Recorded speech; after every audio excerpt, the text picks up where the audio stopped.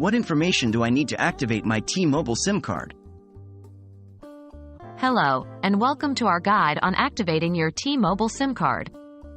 If you've just received a new SIM from T-Mobile, this guide is perfect for you.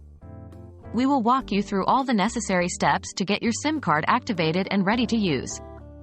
Remember, having the correct information handy is crucial for a successful activation process. What do you need before activating your SIM?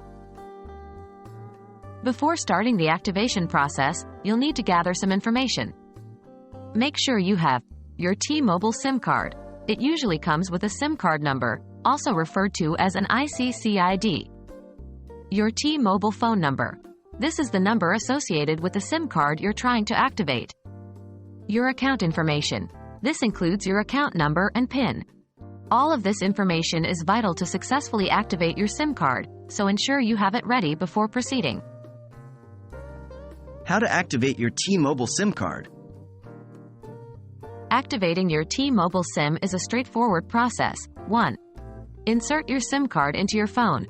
If you need help doing this, refer to your phone's user manual. 2. Call the T-Mobile activation line. The number to dial is usually printed on the SIM card's packaging.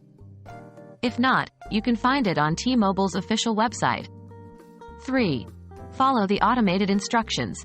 The automated system will guide you through the activation process. You'll be prompted to provide your SIM card number, T-Mobile phone number, and account information.